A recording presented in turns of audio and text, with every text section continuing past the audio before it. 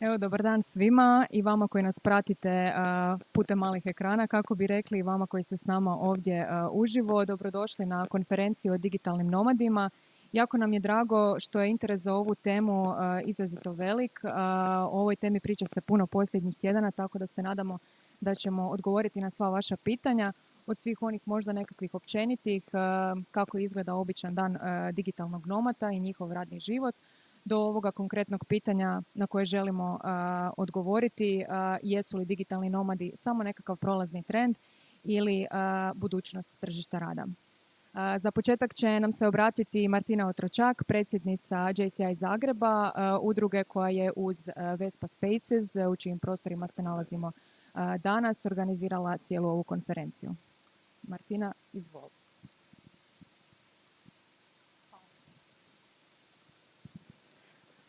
Hvala ti, Marina. Pozdrav svima i od mene. Pozdravljam vas u ime JCI Zagreba, organizatora današnje konferencije. Kako je Marina rekla, nalazimo se u prekrasnom Vespa Space prostoru, partneru ove konferencije, i zbog toga smo iznimno sretni što vas ponovo vidimo uživo. Veselili smo se konferencijama uživo, druženjima uživo, ali svima vama koji nas pratite želimo dobrodošlicu. Ukratko, hibridni oblik konferencije govorit će o temi digitalnih nomada iz drugačije perspektive. Želimo se dotaknuti tržišta rada i kakvim prednosti ona zapravo donosi za Hrvatsku. Junior Chamber International Zagreb, Međunarodna komora mladih Zagreb, organizacija je koja se bavi leadershipom mladim. Naš cilj je biti platforma za profesionalni rast i razvoj mladih osoba, te djelovati u svojim zajednicama promičući dobre ideje. Jedna od ideja, evo upravo svjedočite, realizirana, govorimo o digitalnom nomadstvu. Neću vam zapravo govoriti puno o temi i ono što slijedi, jer se veselim govornicima koji dolaze iza mene. Samo ukratko, drago mi je što su u ovu konferenciju podržale i dvije udruge iz Splita iz Osijeka, Split Tech City i Osijek Software City, koji su nam se pridružili kao partneri. Zahvaljujem se još jednom Vespi. Ukratko od mene, hvala vam što ste ovdje, hvala što podržavate konferenciju i sad vas ostavljam još jednom Marini, a nakon toga našim dragim predavačima. Hvala.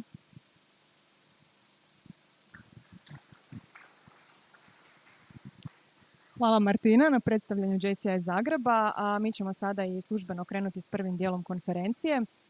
U prvom dijelu predstavit će nam se domaći lideri koji okupljaju digitalne nomade, freelancere, nezavisne stručnjake. To su Vespa Spaces, Split Tech City i Osijek Tech City. Koncept Vespa Spaces predstavit će nam Amir Babović, koji je jedan od suosnivača prostora. Njegov životni i karijerni put zapravo započeo je u Infobipu i on je zapravo njih pratio skroz uz njihovog startup proizvoda do današnje tvrtke koja je postala Jednorog. Amir se isto tako bavi, on je nezavisni konzultant i konzultira zapravo sve tvrtke koje sa naglaskom na startup i tehnologiju. Zatim nam slijedi Tina Tomičić, koja će predstaviti Split Tech City, također jednu veliku zajednicu freelancera, raznovrsnih organizacija, udruga na području Splita i regije. I nakon toga završavamo prvi dio prije Janove prezentacije sa Osijek Software Cityjem, koji će predstaviti Mihael Tomić. Amire, možeš.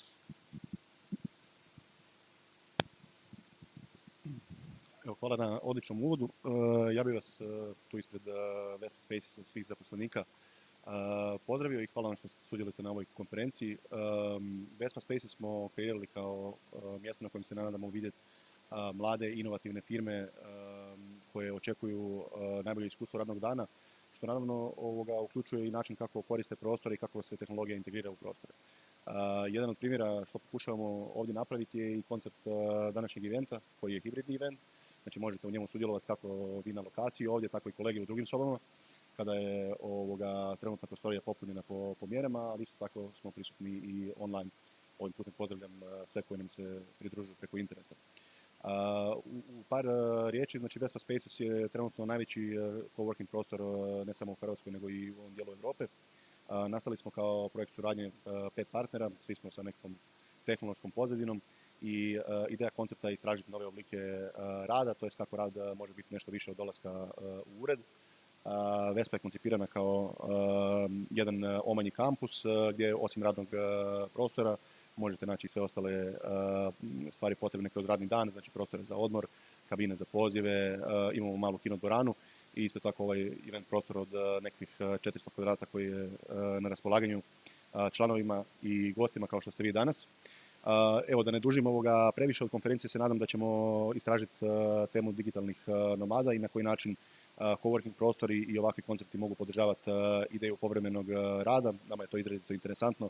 Svaki oblik tog nekog hibridnog rada, korištenja coworking prostora u kombinaciji sa uredima ili u slučaju digitalnih nomada kao privremenog ureda u potpunosti ispunjava našu svrhu da ponudimo inovativan koncept uredskog prostora. Evo, sa ovim se još jednom pozdravljam, hvala vam na prisustvu. Drago mi je vidjeti ljude konačno uživo. Ovo je jedna od prvih konferencija koje radimo, u stvari prva na kojoj držim mikrofon i u kojoj smo ovako u odličnoj organizaciji. Za to se zahvaljujem JCI-u, odradili su odličan posao. I evo, dalje vas prepuštam u njihovim sposobnim rukama i vidimo se na panelu.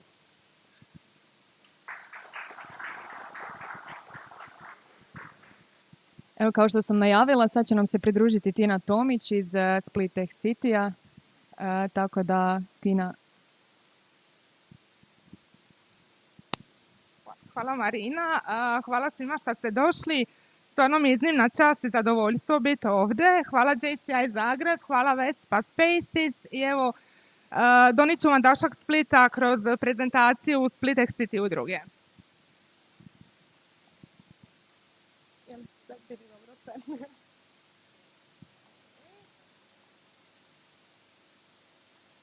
Split Tech City je zajednica koja je sastavljena od progresivnih i dobronamjernih firmi, udruga, coworking prostora, institucija, startupa i entuzijasta koja kontinuirano potiče i promiče razvoj lokalne tehnološke zajednice.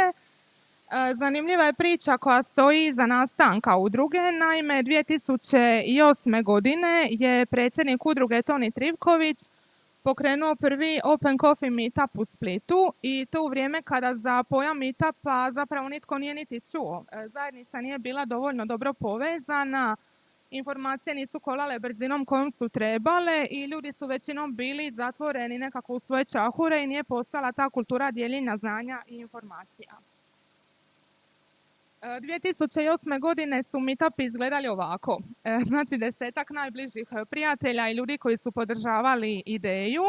Međutim, negdje na pola puta, otprilike na 70. Open Coffee meetupu, moram napomenuti da su se meetupi održavali jednom mjesečno, baš radi toga da se zajednica upozna i oformi, a negdje na pola puta je zapravo Toniju došla ideja da osnuje udrugu i udruga je formalno pokrenuta 2015. godine pod nazivom Startup HR i pokrenuta je upravo na jednom od Open Coffee-a. Jučer smo baš proslavili jubilarni okrugli 130. Open Coffee Meetup. Dakle, nakon što je udruga osnovana 2015. godine, svi su bili volonteri. Dakle, sve aktivnosti su bile volonterske, predsjednik je bio volonter i to pune 2 godine. Kad smo dobili povjerenje zajednice i kad smo im pokazali smjer u kojim planiramo krenuti, tada je zapravo smo i uključili cijeli community i izglasali brand Split Tech City. Split Tech City team, evo možete vidjeti ovdje na slajdovima. Danas smo zapravo zaposlene 2 osobe u udruzi, a imamo i ekipu koja nam pomaže volonterski. Ton je i dalje volonter, Dobro Romana nam je na porodiljnom, Andrej Zinkević je Poljak koji je došao sa svom obitelji u Split i odmah se uključio u lokalnu zajednicu i moja draga kolegica Nikolina koju ćete kasnije imati priliku upoznati na panelu. Što je brži protok informacija unutar zajednice, to je zajednica naprednija. Ova misa utkana je u sve ono što mi radimo. Od samih početaka smo zapravo se inspirirali drugima. Pratili smo što rade globalne, ali i lokalne zajednice. Pratili smo Miami, London, San Francisco, ali i naše drage kolege iz Osijeka. A pojam konkurencija je nama nepoznat, zato što od samog početka potičemo i tvrtke i individualce da se otvaraju i da nesebično dijele znanja i iskustva i to je nekakva naša vizija prema kojoj zapravo idemo i zašto i sve događaje koje radimo sa tim ciljem, a to je da se zajednica otvori i da se nesebično dijele znanja i iskustva. Misija nam je kontinuirano povezivati članove tehnološke zajednice i oni koji to žele postati. Organiziramo događaje gdje educiramo mlade i gdje dovodimo stručnjake iz različitih područja koji svojim predavanjima potiču mlade na uključenje u zajednicu, na razvoj karijere u IT-u i tehnološkom sektoru i poduzetništvu. Stvaramo uvjete za ostanak aktivnom suradnjom akademske zajednice i tvrtki i regionalno pozicioniramo Split kao mjesto idealno za život i rad. Kultura Picigina. Ko je barem jednom bio u Splitu, vjerujem da zna šta je Picigin, a možda je neko i odigrao partiju. Zapravo, za one koji ne znaju, Picigin je tradicionalna igra koja se igra na pješčanoj plaži Bačice u Splitu, a cilj je održati lopticu što dulje u zraku. Pobjednika nema i to je zapravo poanta i cijele igre, da svi zajedno rade za isti cilj, a to je da loptica ne pada na pod. Picigin igraju i mladi, i stari, muškarci, žene, ne poznaje pobjednika, dob, spol i slično. I upravo ta kultura Picigina, ta nekompetitivnost, zajednički cilj, druženje koje nadvladava ego i glad za pobjedom nam je bila inspiracija za rebranding udruge, ali i za sve aktivnosti koje radimo. Što mi to zapravo radimo i što smo radili tijekom zadnje 2 godine? Informirali studente. 2019. godine organizirali smo predstavljanje ljetnih praksi gdje su firme članice udruge predstavljale otvorene pozicije koje studentima nude kao ljetnu praksu. 2020. godine smo morali prebaciti događaj online, ali uspjeh nije izostao i dalje su se firme prijavile i dalje su studenti imali 2 minute za samopromociju i da u biti nagovore firme da ih prime na ljetnu praksu kod njih. Cilj predstavljanja, evo ovo znači bilo 2019. godine kada smo to mogli organizirati uživo. Cilj je potaknuti mlade da razvijaju svoje vještine i iskustva i da u principu vide kako to izgleda kada jednom dođu na tržište rada i kakva je kultura firme. Osnaživali smo djevojke i žene organizirajući prvu inicijativu namijenjenu popularizaciji IT sektora među djevojkama i ženama pod nazivom Women in Tech. Evo, ovdje su slike kako to izgleda kada je uživo. Sad je naravno, smo sve prebacili online. Dovodimo stručnjakinje koje educiraju publiku o specifičnim temama i koje pomažu ohrabriti djevojke da izaberu i razvijaju karijeru u IT-u. Organizirali smo preko 40 online ovakvih događaja i velik broj sudionika nam jamči svrhovitost provedbe ovoga projekta i u budućnosti.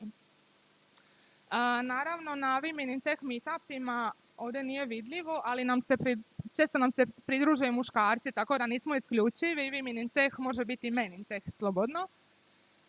Motivirali smo mlade. 2019. godine smo napunili najveću kinodvoranu sa preko 200 sjedećih mjesta, organizirajući konferenciju pod nazivom Živi lokalno, radi globalno.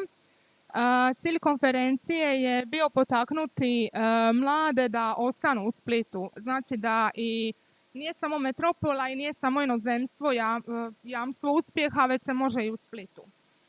To su dokazali stručnjaci koji su došli održati predavanje, njih je bilo 9 i redom su iznosili upravo takve priče, motivirajuće, gdje su uspjeli izgraditi posao u kojem im je zapravo tržište cijeli svijet, ali mogu to raditi iz Splita uživajući u svim blagodatima koje Split nudi kao grad idealan za život i rad. Pošto nam je ovo bila prva motivacijska konferencija, nismo htjeli raditi nekakve megalomanske planove, tako da smo prvotno rezervirali najmanju moguću dvoranu sa 50-ak mjesta Nismo imali ni veliki budžet, imali smo 2500 eura, ali svi sponzori tvrtke su bili jednaki. Koji god želio kroz nekakve donacije sudjelovati u provedbi ovoga projekta, nismo ih odvajali, svi su sponzori bili jednaki. Prijave smo zaprimali i samo su rasle od 50, 80, 100 da bi bilo preko 200 prijava i onda smo rezervirali najveću dvoranu koja je u subotu tokom dana bila do vrha popunjena mladima. Evo ovdje su neki isječci koje možete vidjeti. Uživali smo na najzanimljivijim kavama, na već spomenutim Open Coffee meetupima gdje dovodimo stručnjake iz Hrvatske, ali i regije. Evo i Alan Sumina je bio prije nego se obogatio gost našeg Open Coffee meetupa. I stvarno pohvale ovim putem i njemu jer je sat i po vremena odgovarao na pitanja publike. Jako strpljivo i stvarno svaka čast. Spajamo zajednicu za viši cilj. Krajem godine Split X City organizira humanitarni Cageball turnir gdje sudjeluju firme članice i zapravo cilj je skupiti sredstva kojima bi kupili laptope djeci iz obitelji slabijeg imovinskog stanja. Djeci smo kupili laptope i organizirali edukaciju zajedno sa udrugom DUMP, to je udruga mladih programera koja djeluje u sklopu Splitskog FESBA i naučili ih kako produktivno koristiti opremu.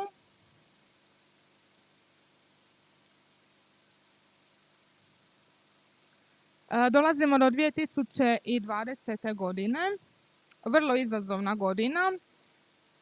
Sa preko 40 online događaja sa profesionalcima iz cijele Hrvatske.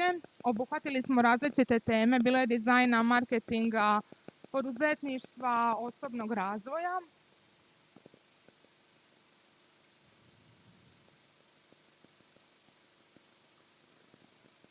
I uspjeli smo organizirati čak 6 offline događaja. Sad to pari smiješno kao neš ti organizirati 6 događaja, međutim vrebali smo one momente kada su mjere malo popustile, tako da se možemo podružiti uživo. Organizirali smo prvi okrugli stol za članice Split X City-a. Tema koja je pobijedila odlukom većine je bila kako doći do klijenata u zapadnoj Europi i SAD-u u svrhu prodaje IT proizvoda i usluga. Okrugli stol je moderirao Andrej Zinkević.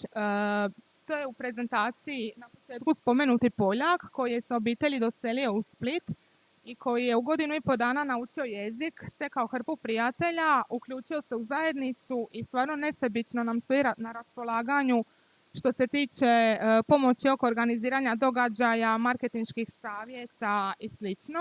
Andrej ima višegodišnje iskustvo u području B2B marketinga i baš nam je jako bitan član zajednice. Događaj je organiziran u hotelu Ora. 125. Open Coffee je bio u predivnom ambijentu ljetnog kina Bačice. Slušali smo predavanje Darija Borasa, osnivača startupa Parklio. Zanimljivu panel raspravu od ideje do startupa. I naravno to je bio neizostavan networking kao šlag na kraju svakog našeg događaja. Fuck Up Night je bio događaj gdje smo slavili neuspjehe. Nismo ih glorificirali, ali smo jednostavno željeli približiti svima da je svaki neuspjeh samo jedna stepenica prema uspjehu i u principu što ranije pogriješite, to vam više vremena ostaje za ispraviti te pogreške.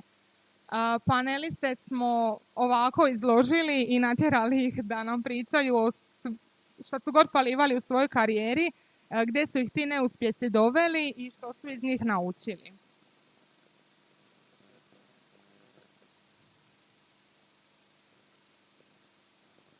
Udruga Kvart na Trsteniku nam često posudi svoj prostor za organiziranje meetupa u nešto ležernijoj atmosferi. Spajamo ljubitelje blockchaina također kroz meetup.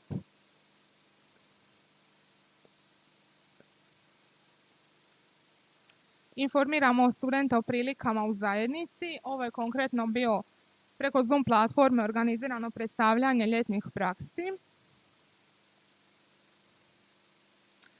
Ostvarujemo suradnju i sa drugim udrugama, već spomenutom udrugom DAMP, sa udrugom DVK s kojom smo organizirali Abstrakt, to je bio ciklus predavanja vezan za dizajn. Konstantno motiviramo mlade, dovodimo stručnjake iz Hrvatske i regije. U 2021. godini, početkom godine, zapravo pokrenuli smo engleski web.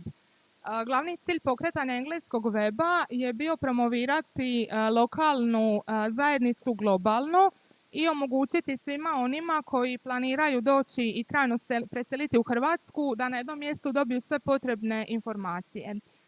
Inspiracija za pokretanje engleskog weba nastala je upravo u razgovoru sa strancima koji su trajno došli u Split i ispričali da nisu mogli pronaći nikakve informacije na engleskom jeziku. Dakle, apsolutno sve bilo na hrvatskom i morali su se snalaziti sami kako god su znali i pronalaziti kontakte i prijatelje koji će im pomoći da se lakše prilagode. Osim individualaca volimo vidjeti i strane tvrtke koje dolaze i traže partnere u Splitu jer su prepoznali da Split ima globalni potencijal. Da ne bi bilo da privlačimo samo strance, dobrodošli su u Split naravno i individualci i firme iz svih dijelova Hrvatske.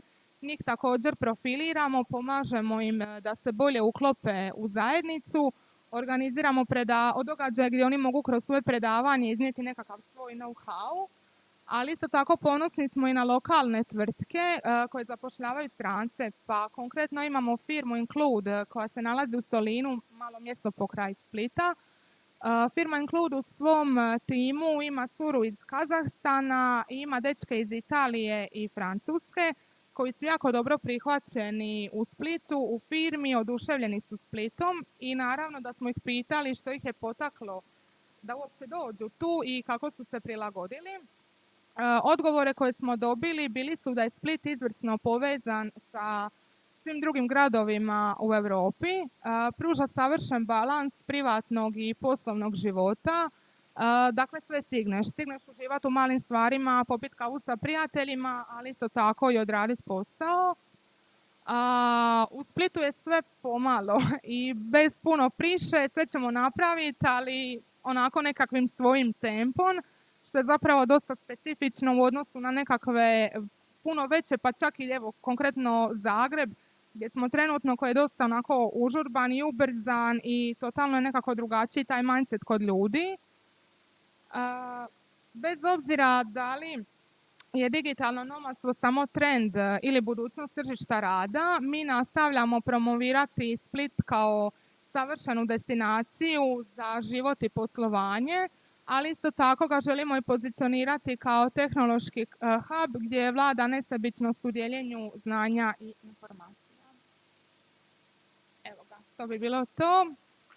Hvala vam na pažnji. Nadam se da vam je bilo zanimljivo i da ste uživali u ovim prizorima događaja i sretnih i nasmijanih ljudi iz zajednice.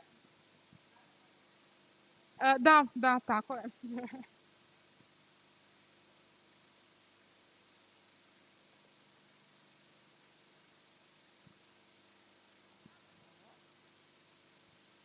Hvala Tina. Sad prelazimo na jednu malo drugačiju kontinentalnu temu. Pozivam Mihaela Tomića da nam predstavi Osijek Software City.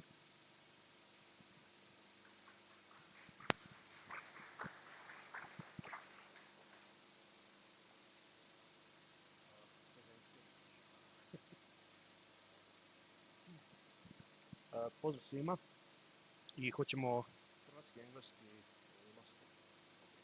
Dobro. Znači, dobar dan svima. Prije svega hvala na pozivu JCI i Martini i svima što ste došli ovdje i ovo je zapravo nakon dugo vremena prvi event, nakon godinu i nešto dana na kojem pričam uopće, osim ako izostavimo online evente. Znači, pričat ćemo, ja ću napraviti jedan kratki pregled zapravo Osijek Software City, a neću vas puno zadržavati, ali znači Osijek Software City je nastao 2012. godine kao proizvod jednog druženja na Ekonomskom fakultetu u Osijeku, gdje se tada grupa ljudi iz Osijeka odlučila naći, koji su bili svi skupa u jednoj IT priči. Znači, u to doba 2012. nije baš IT sektor bio toliko razrađen, nije bio toliko poznat i nije bio toliko naglašavan u medijima kao danas. I ovo je bio zapravo nekakav odgovor na to.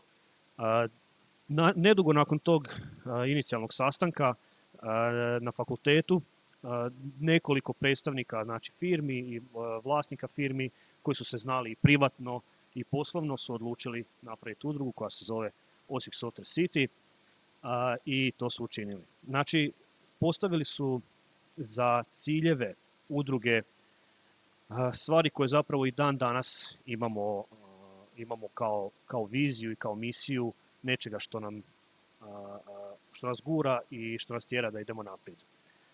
Prije svega to je izgradnja, znači, developerske scene u Osijeku i na neki način ta cijela priča o građenju ljudi, o građenju edukaciji, o pripremanju tla zapravo za nove mlade ljude, za nove poduzetnike, za nove firme i zapravo nam je, kao što sam ovdje naveo, edukacija je jedna od primarnih stvari kojom se ponosimo što radimo i isto tako mi je drago vidjeti da kolege iz Splita imaju iste nekakve ciljeve, jer na neki način bez ljudi nema napretka. Scena ne može postojati bez ljudi, ni community isto tako ne može postojati bez ljudi, a da bi stvorili ljudi trebamo ih nečim privući, trebamo ih izgraditi na nekakav način. Mi smo to odlučili raditi kroz lokalne meetupe, kroz konferencije, kroz projekte razne i došli smo do toga da OSC trenutno ima 84 člana udruge. Od toga je pola, znači, pravnih članova, imamo 42 tvrtke pod krovom, što je onako jedan lijepi broj za udrugu koja se bavi promocijom softvera i development, općenito IT sektora u Osijeku. Svi ti ljudi i sve te firme zapravo dijele istu viziju, iako možda se ponekad ne slažu u načinu dolaska do cilja, ali super je imati podršku uvijek iza leđa i super je moći raditi nešto i organizirati nešto s ljudima koji zapravo gledaju u istom smjeru kao i vi. Ovdje sam htio samo navesti zapravo broj od 166%, znači to je od znači 2012. broj kompanija narastao na 166%, isto tako 163% novo zaposlenih u odnosu na 2012. godinu od kad je Osijek Software City nastao. Možda nije ovako na prvu velik broj, ali za Osijek koji je bio u to doba nakon svih nedaća koje su pogodile istok Hrvatske, grad onako možda bez neke perspektive, bez nekih stvari koje očekuju svi normalni ljudi. Ovo je jedna lijepa promjena koja se dogodila i prepoznata od samog grada, od ljudi u gradu i na neki način je potaknula promjenu i pokrenula neku lavinu pozitivnih stvari. Ovo su neki od projekata koje sam ovako izvukao u tih sada već 9 godina koliko postoji udruga. Radili smo Software Startup Academy, znači to je prvi nekakav ozbiljniji projekt koji je krenuo gdje su se vlasnici tvrtki odlučili na mentoriranje mladih ljudi koji su imali viziju da započnu nekakve svoje projekte i da krenu s nekom poduzetničkom pričom. Codecamp je možda najdugovječniji projekt Osijek Software City-a sa preko 150 predavanja, preko 150 meetupa iz različitih područja, od marketinga do project managementa, software developmenta, dizajna, znači sve što se tiče nekako IT scene. Hour of Code je bila jedna zanimljivan projekt koji je uključivao djecu iz osnovnih škola, gdje se zapravo s tom djecom radilo na upoznavanju sa hardverom, sa softverom, sa kodiranjem na neki jedan onako lijep i prihvatljiv način. DDA je bio projekt koji je radilo nekoliko tvrtki iz Osijek Software City-a, znači to je Digital Design Academy, rađen je na Ekonomskom fakultetu u Osijeku koji nam je ustupio znači ovaj nekakav logistički dio od samih konferencijskih dvorana do opreme i gdje smo, ja bih rekao, možda prvi u Hrvatskoj imali u to doba na jednom mjestu, to jest na jednom setu akademije preko 15 dizajnera, to jest predavača dizajnera iz cijele Hrvatske i iz Srbije, što je onako jedna lijepa stvar za ljude koji su pohodili znači, tu akademiju i poanta je bila da osobe i da mladi koji zapravo su na akademiji prisustvovali imaju šansu nakon toga pronaći zapošljenje, to jest pronaći posao u nekoj od firmi koje su sudjelovale u akademiji, no, koje su organizirale.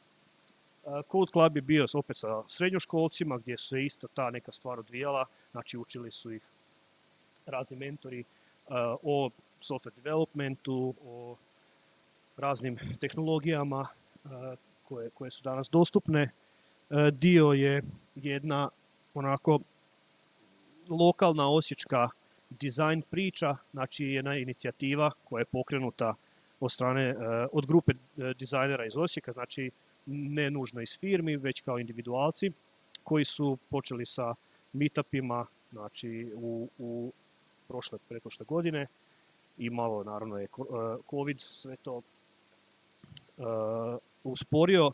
Nemamo doduše ovako toplije vrijeme na istoku kao na jugu, tako da nismo mogli puno otvorenih evenata odraditi na otvorenom, to jest, ali nadamo se da će ljeto sad opet ubrzati to sve skupa. Design Talks je također jedan od projekata.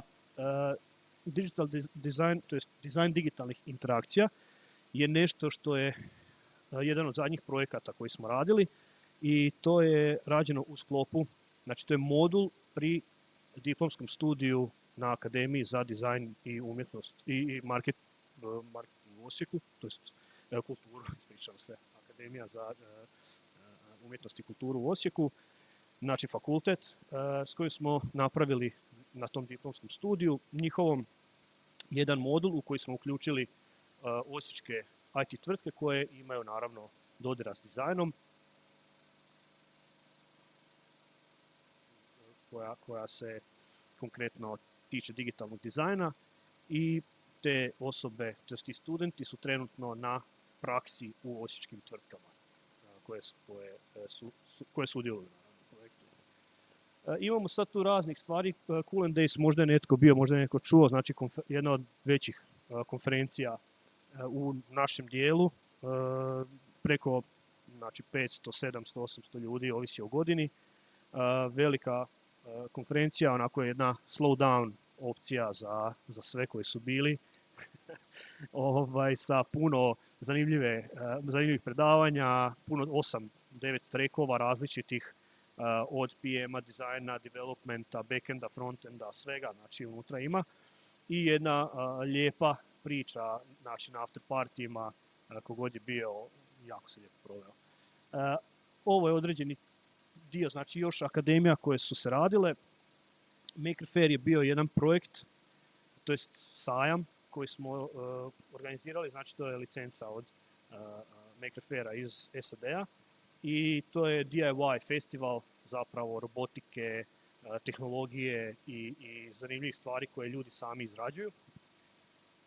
Digi Gathering je isto bila jedna velika konferencija koju smo organizirali i zapravo na kraju sam skoro pred kraj ostavio jednu isto zanimljivu.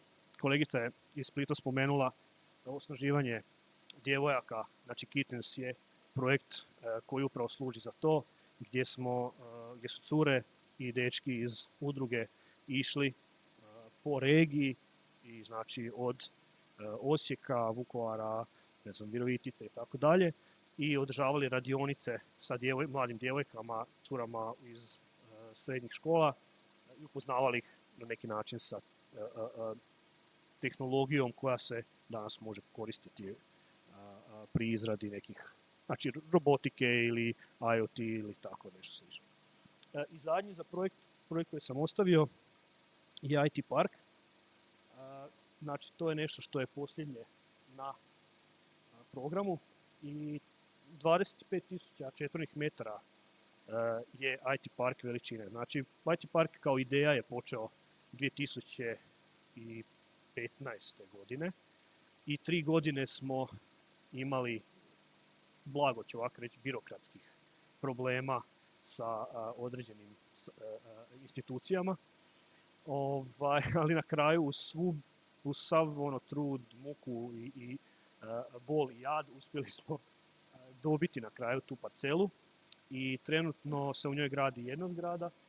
Zakupljeno je, znači ispričavam se, 10 parcela, jedna je velika, znači centralna zgrada će biti od grada Osijeka. Procijenjena vrijednost investicije 36.300.000 kuna.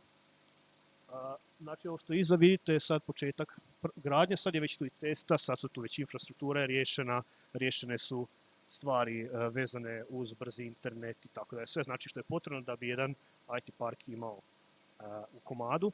Zanimljivo je da tih, znači 9 parcela, to je 10, ako uzmemo gradsku parcelu, će biti već, znači 90 ili 80% toga će zauzimati osječke tvrtke. Znači to nisu zgrade u kojima će biti više kompanija, nego znači objedinit ćemo 9 tvrtki iz Osijeka i naravno izvana. Trenutno ima jedna tvrtka iz Zagreba koja je potpisala ugovor i mislim da će to zapravo tu početi još jedan novi val preporoda Osijeka kao regije ili kao mjesta zapravo gdje se može napraviti nešto veliko, gdje se može napraviti nešto dobro i pozitivno i da će utjecati onako kao nekakav domino efekt ili butterfly efekt na cijelu regiju, pa možda i šire. Tako da Osijek definitivno ima tu neku svoju, možda u medijima ili Slavonija ima tu neku prepoznatljivost, malo koja vuče na ono iseljavanje i tako sve dalje, ali Osijek je puno više od toga. Osijek je mjesto koje je super za život, Osijek je mjesto koje je ugodno za život, sa dragim ljudima, sa dobrim ljudima, sa ljudima koji imaju veliki onako jedan spektar tehničkog znanja. Tvrtke koje rade u Osijeku rade za kompanije po cijelom svijetu. Samo tvrtka u kojoj ja radim ima klijente iz preko 70 zemalja svijeta. I tvrtke koje u Osijeku, možda to neki ne znaju, imaju preko, za Zagreb to možda nije puno, ali preko 100 zaposlenih, znači ima nekoliko tvrtki u IT sektoru, to je sa tendencijom naravno još veći, bržeg i boljeg zapošljavanja, ako uspijemo riješiti situaciju naravno sa edukacijama, sa fakultetima se trudimo, naravno postići razne programe, odraditi razne stvari, poboljšati tu neku komunikaciju, potruditi se da im pokažemo što nama treba i što mi očekujemo s njihove strane da nam oni donesu i kakve ljude da zapravo isporuče, jer na kraju krajeva bitno nam je svima da u Osijeku ne bude samo studentski grad iz kojeg ljudi odlaze, nego i studentski grad u kojem ljudi nalaze posao i ostaju i osnuju svoju obitelj i žive lijepo i sa svojom obitelji i rade i razvijaju sam grad. Trenutno nam je isto jedan od ciljeva definitivno da Osijek ne postane ili da ne ostane možda samo outsourcing, nekakva regija ili nekakav grad sa tvrtkama, znači koje outsourcaju drugi, nego da počnu raditi sa vlastiti proizvodi. Mnoge tvrtke u Osijeku imaju svoje proizvode i kreće lagano isto prema tom nekom putu da se malo popularizira cijeli taj segment, znači poduzetništva u tom smislu gdje će se moći pokazati rezultat, znači ne samo financijski, nego i po pitanju samih proizvoda. Evo, da Osijek je grad isto koji proizvodi, a ne samo donosi novac izvana. Tako da, evo, to je nekakav opis kratki što se do sad radilo, na čemu se radilo i nadam se da sve ovo, znači, kad bude gotovo, kao što sam rekao, da će ubrzati još taj neki proces Osijeka kao mjesta poželjnog za život, za developere, za dizajnere i tako dalje. A nadam se isto tako da, s obzirom da smo na konferenciji koja se bavi digitalnim nomadstvom, da će to isto biti jedna od stvari koja će presuditi nekakva infrastruktura, 5G signal koji je u Osijeku, neki su oko tog imaju dvojbe, ali 5G signal u Osijeku je na testnoj bazi i sigurno će olakšati, ako ništa drugo, ljudima koji su digitalni nomadi posao i rad u Osijeku. Tako da, evo, zanima me što ćemo dalje još ispričati na konferenciji, pa ne bi dalje duljio sa Osijekom. Evo, hvala svima i pozdrav iz Osijeka.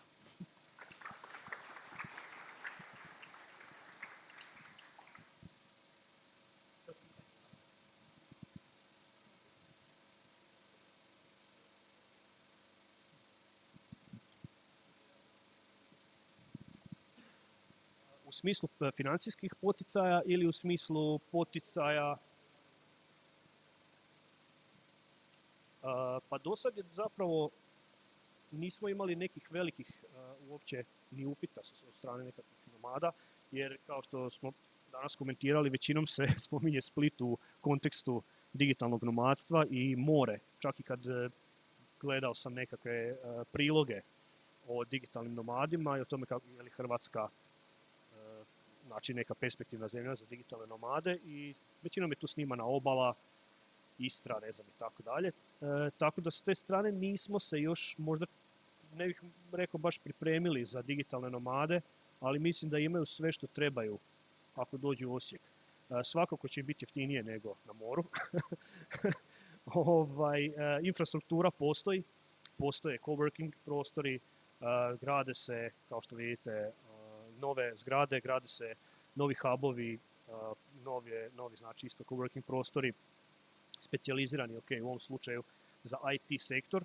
Digitalni nomadi nisu samo IT, ako je možda danas to najzgodnije za reći, jer dosta IT tvrtki radi remote. Ali vidjeli smo u ovih zadnjih godinu i pol dana, ili već koliko je godinu, da remote relativno može raditi puno ljudi. Tako da što se tiče samih nekih poticaja, sigurno kad dođe nekakva situacija i ako dođe taj neki prvi val digitalnog nomadstva do Osijeka, da ćemo biti spremni za sve.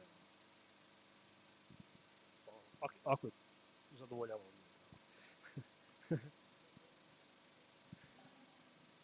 Da, tako da, ako neko još ima pitanje, tu sam. Ne? Okay. Prepuštam.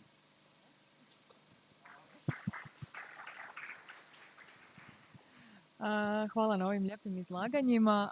Sada ćemo prijeći na priču Jana de Jonga.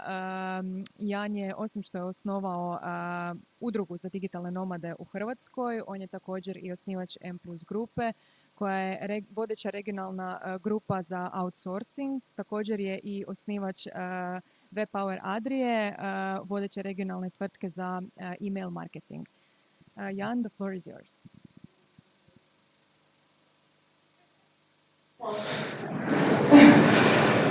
Dobar dan svima, good afternoon.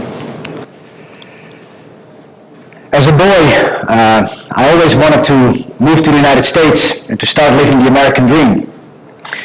However, a bit more than 14 years ago, I ended up living in Croatia, where I started living the Croatian dream. My key message today is that if you want to succeed, is that you have to go to places where nobody goes, do things that nobody does, and act and behave differently from everybody else.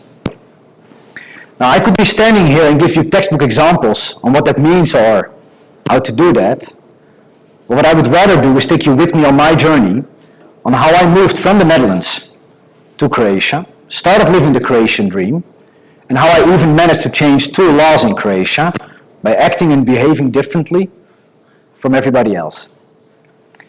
But it started a long time ago. Oh, am I already at the end? As a matter of fact, okay, in other presentations I have a few more slides, but okay, no worries. It started a long time ago. When I was 17 years old, I received a phone call from a very dear friend of mine, Mark. And Mark had recently started working in a contact center where he had to sell products and services over the phone. And he asked me whether I would be interested in joining him. And that sounded very interesting to me, so I decided to apply and I got hired. Now you need to know that in that contact center, they created a highly competitive atmosphere. It was so competitive that every Thursday, the call center manager would walk into the contact center and would fire the worst performing call agents and replace them with new agents. And after I had survived several rounds of elimination, I realized that it was very difficult for me to get to know new colleagues, let alone to make new friendships. Because very often by the time that I could do so, those colleagues were already fired, including my dear friend Mark. And that resulted in all the call agents focusing themselves solely on hitting their own sales targets. Everybody, except for me.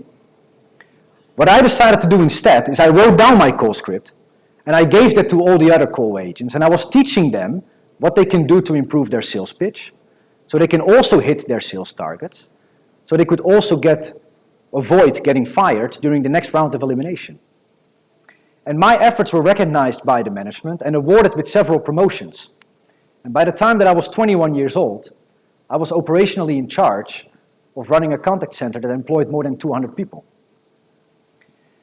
At the same time, I was studying marketing at the university, and I was about to enter my final year. And in that final year, we all had to write our final thesis, diplomski rad. Now, I could have decided, just like all my other fellow students, to do that with a Dutch company and to continue my career in the Netherlands, which would have probably given me a life that would have been very steady, comfortable, predictable. But again, I chose to go a different route instead. I went to the owner of M+ Group Contact Center in the Netherlands, and I asked Mato whether he liked the idea if I would go to Croatia to write my final thesis from there, where the subject of my final thesis would be to expand M+ Group from the Netherlands to Croatia. And since Mato has Croatian roots, he very much liked the idea. So on the 3rd of September 2006, I collected all my belongings, put it in my old car, and I started driving down to Split. Well, Mato already had a business in Split, so there were a few colleagues that were very kind and they welcomed me. They gave me a mobile phone, a desk, and they helped me to find an apartment. After being in Croatia for about 4 months, I signed up my first client. And a couple of months after that, I signed myself another client. And by the time that I was in Croatia for not even 1 year, I had started and built a contact center that employed 35 people in Split. I then went back to the Netherlands where I had to graduate, and on graduation day, I had a lunch with Mato. And Mato offered me 50% of the company on the condition that I would go back to Croatia to finish what I started. And that was to build a magnificent business. Now, I could speak for hours about all the ups and downs that I had to go through, how I had to fight for survival month after month for years, how I had to pour in all my savings into the business in order to pay for salaries, how I doubled up my capacity, and a few months later, I lost my largest client. As you can hear, times were really tough, but I knew that I was moving into the right direction.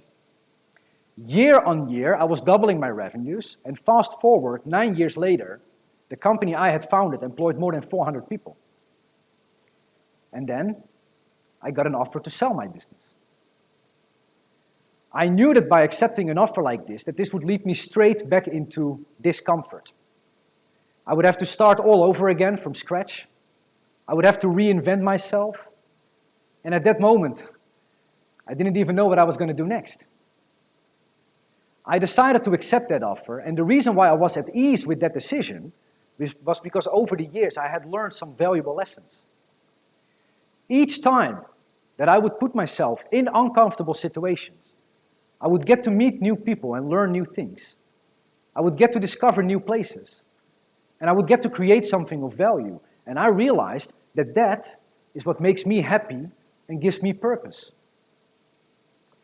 Right after I sold my business, I started having a lot of mixed feelings. On one hand, I was happy and proud that I managed to build a company to that size and to make an exit from it. But on the other hand, I was very scared. And I remember a conversation that I had with my wife when I asked her, have I, at the age of 31, already reached the peak of my entrepreneurial career? Is this the biggest thing that I will ever do in business? Is there going to be something bigger out there that can perhaps even put what I did in the past in the shadows of the next big thing? And my wife responded in a way where she said, first of all, you need to ask yourself what it means to do something big. Does that mean big number of employees? Does that mean big revenue? Or should you maybe be thinking along the lines where you're doing something where you can leave a big social impact? And those words stayed in the back of my mind, and after giving that some time, I knew exactly what I wanted to do. I wanted to put myself through hardship again, and through my entrepreneurial efforts, I wanted to do things where I could leave a big social impact on the country where my 4 children were born, and where I had planned my future. So what to do next? The first thing I did next is I started a company called WebPower Adria. And just like in 2006 when I started the contact center, in 2016 with WebPower Adria we enjoyed first mover advantage, meaning that we were the first company locally present in this region specialized in email marketing and marketing automation. And in the first few years this company was developing steadily, let's say in line with expectations. And then all of a sudden, just like with everybody else, we were hit by this global pandemic, stuck in lockdown. And at that moment, my pipeline looked phenomenal. I had huge companies ready to sign up for our services. And then the first phone call came. Jan, we are very sorry. We don't know how this is going to develop with the global pandemic. For time being, we can't start cooperation. And then the second phone call came. Jan, we had to close all our shops. Right now, we don't need any marketing services. And I remember thinking by myself, how am I going to respond to this? And I started thinking real hard about my business and about this country, a country that for more than 20% of its GDP depends on tourism, meaning people coming into the country and spending their money here. Now, what would we do if all of a sudden those revenue streams dry up? And for myself, I made a parallel with what that would mean to, for example, a family. Let's say that you get fired. All of a sudden, there's less money coming in. What is the next thing that you do? In my opinion, the first thing you do is to make sure that there's less money going out. And the same thought I had about this country. If there's less money coming in, we need to make sure that there's less money going out, especially not to be buying products and services that we could be buying here, locally. And that was my inspiration to start a WebPower Adria Buy Local campaign, where one day on LinkedIn, I wrote a post where I said, I, Jan de Jong, hereby solemnly swear that for every 25 companies that would switch from services like MailChimp to WebPower, that I was going to hire 1 full-time employee in our Zagreb office. And that post got so much support and got covered by all the media, resulting in that in the middle of a global pandemic, I was able to onboard 50 new clients, opening up 2 new positions, and right now I cannot imagine our company to be without our dear Lucia and dear Anna. Around the same time, I was asked to participate in a virtual conference called Tourism 5.0. And I was going to get the question out of all questions. What can we do in Croatia to turn this country into a year-round destination? And I had to be very honest to myself and admit that I have 0 experience working in tourism. So I called up a very good friend of mine, Paul Bradbury, the owner of Total Croatia News, and I asked him, could you send me a couple of articles that I can read up on? Perhaps tomorrow during the virtual conference, I might even sound smart. And Paul sent me over those articles, which I started reading until late in the evening, and all of a sudden, my eyes fell on 3 words: digital, nomad, tourism. And I thought, yes, this is what we need to do as a country. If we are opening up our borders every year to welcome 20 million tourists to come to Croatia, then why would we not open up our borders to receive digital nomads, remote workers from all around the world that would want to come to Croatia, not just for a few weeks, but for several months, even all the way up to 1 year? And I mentioned that during the conference. The same evening, it got covered by the evening news. And after that, on my LinkedIn profile, I started promoting Croatia to be a perfect destination for digital nomads to come here, live here, and work from here, but for foreign companies and foreign clients. Very soon after, on my LinkedIn profile, one Saturday morning I woke up. It was very early, kids were still in bed. And I decided by myself, you know what? I'm just going to ask him. I'm going to ask the Prime Minister of Croatia in an open letter on LinkedIn if he would be so kind to consider introducing a digital nomad visa in Croatia. And that post got so much support and got again covered by all the media. And after a few weeks, I could indeed confirm that my message was heard, because I was called by the Ministry of Interior, who invited me to come over for a meeting to pitch the idea of introducing a digital nomad visa. And during that meeting, something really amazing happened. First of all, they right away understood how big of an opportunity this was for Croatia. And secondly, they told me in that meeting that they were just about to make some changes to the Alien Act, to the Foreigners Act, and that this would be a perfect moment for us to tag along with additional legislation that would allow digital nomads to come to Croatia. A few weeks after that, I also had the pleasure to meet with the Prime Minister himself. And he told me during that meeting that he believes that this is where the world is going to. That more and more individuals will start working fully remote, and that more and more companies are going to be open to the idea of having their staff working fully remote. And that we as a country should be among the first ones to open up our borders and to grant staying permits to digital nomads. In the months that followed, I've been working very hard with several ministries to get all the required legislation in place. And I'm super happy and super excited to share with you all that as of January 1st this year, Croatia officially became the 7th country in the world to grant staying permits to digital nomads for up till 1 year, during which they do not have to pay any income tax in order to avoid double taxation. Until now, we have 105 people applied for the staying permit from 28 different countries. Lucky number 7 is sitting over there. Yes? And I'm really convinced that many thousands upon thousands are going to follow the first 100. Now you might wonder, Jan, where do you get the inspiration to do the things that you do? And the answer is very simple. I talk with people. And when I talk with people, I listen to their concerns. I listen to what they're unhappy about.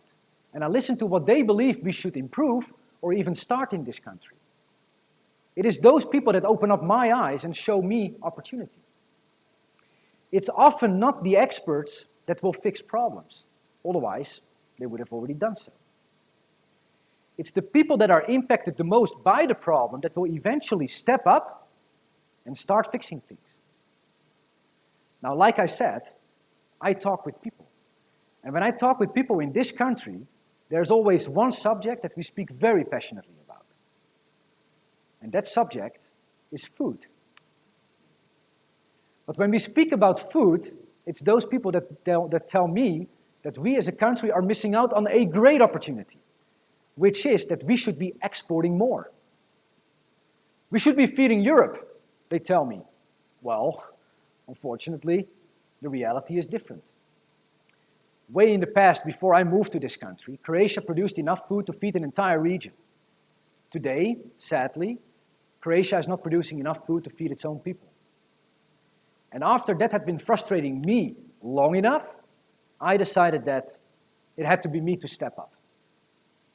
I wanted to bring solutions for a global problem, which is how to feed a growing world population in a nutritious, reliable, and in a sustainable way. Now, there happens to be one country known for bringing such solutions, and that country is the country where I happen to be born and raised. It's the Netherlands. The Netherlands, with nearly 10,000 hectares of high-tech greenhouses, is, after the United States, the second largest exporter of food in the world. So I asked myself the question, if the United States can be first, if the Netherlands can be second, can Croatia perhaps be third? And for that reason, I started another business last year. It's called Crop.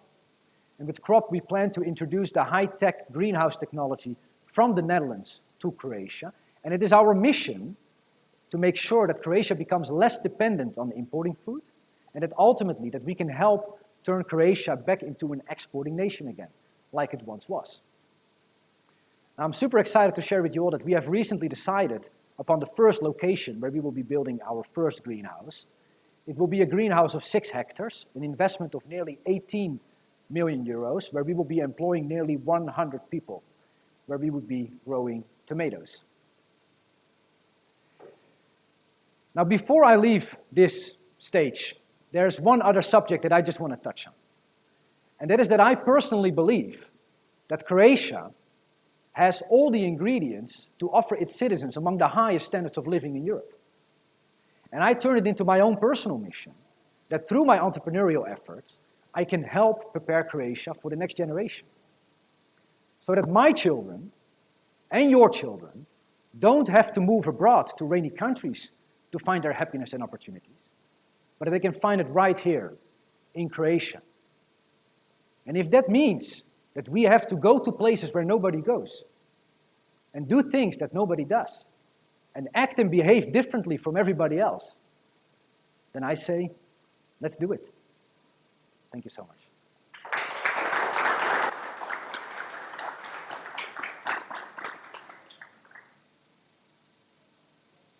Pitanje?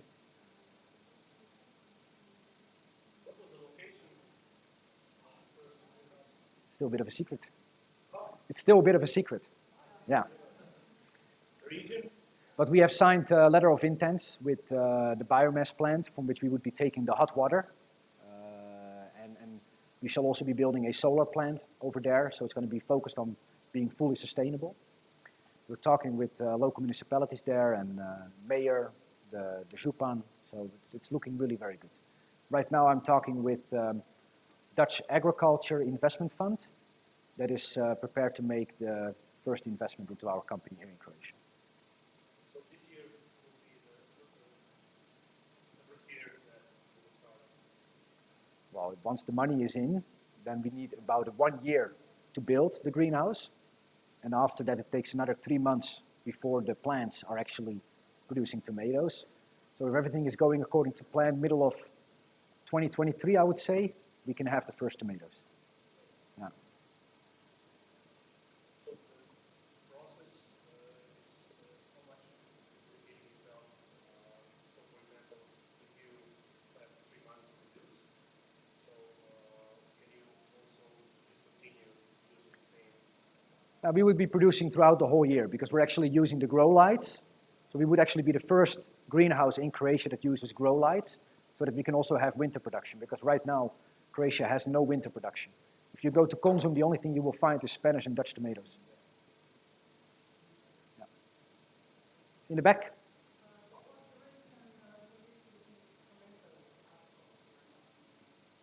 It's the product with the highest trade deficit in Croatia.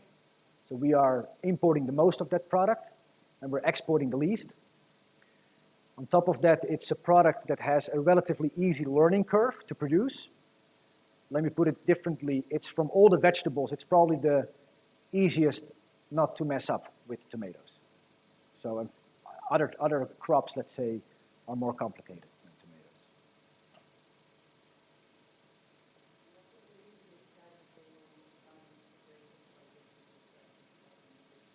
Well, the owner of M+ Group in the Netherlands he has Croatian roots. So I could have proposed a different country to him, but I'm not sure if he would have liked that. So I suggested to go to Croatia because of him being from Croatia. And he right away said yes, and then I went. Yeah. Anybody else?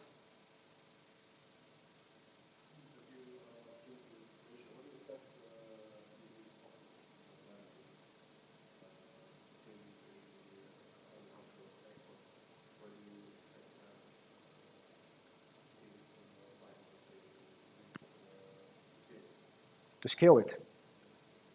The biggest challenge I think would be is that simply the Netherlands is so super dominant in this area. Pretty much everything that they produce in the Netherlands, it's all for export. And then you have Germany being their largest export market. And that's therefore a market that they would always want to try to keep the prices very high for the German market. And that means that if they have too many products and they need to get rid of it, there are certain areas in Europe where they like to dump those products at below cost price. And one of those countries happens to be Croatia. So it's going to be very difficult to actually fight my fellow Dutchmen. Yeah.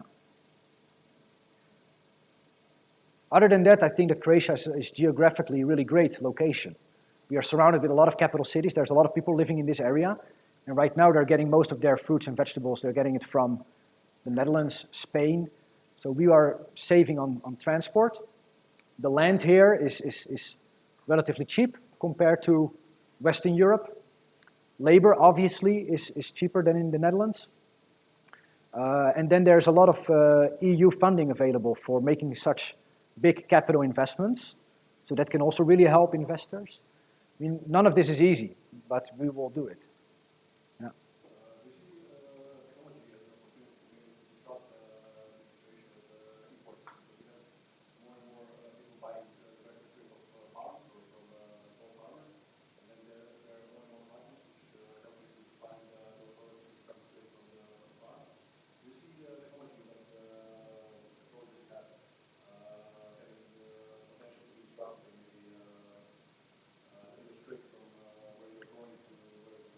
Yeah, the answer is yes. But I think that when I talk about growing cherry tomatoes in a greenhouse with using the same technology like we're doing in the Netherlands, that product by itself doesn't necessarily have to be a competitive product to a domestic tomato. So, and you're always going to have different, let's say, groups of customers. Some customers, they will only buy domestic tomatoes. That also means that there's a period in the year where they will not have any tomatoes, because you cannot grow domestic tomatoes throughout the whole year. And then you have other customers that just go for convenience. They go to the supermarket and they buy vegetables in the supermarket. And at that moment, I want to offer people a choice. Are you going to buy Spanish or Italian or Dutch? Or are you going to buy crop? Are you going to buy a Croatian product?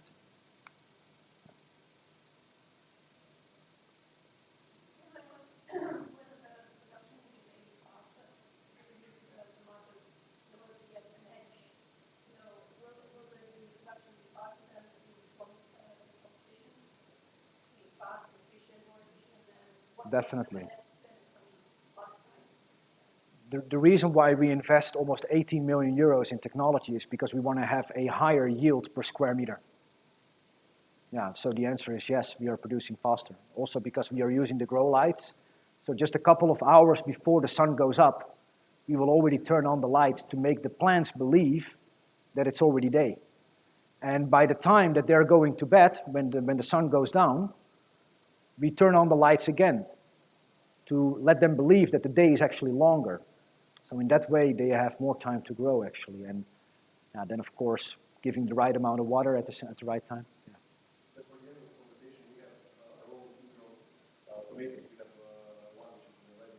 I'll come to taste it, yes. Thank you so much. Perfect. Yeah, thank you so much, everybody.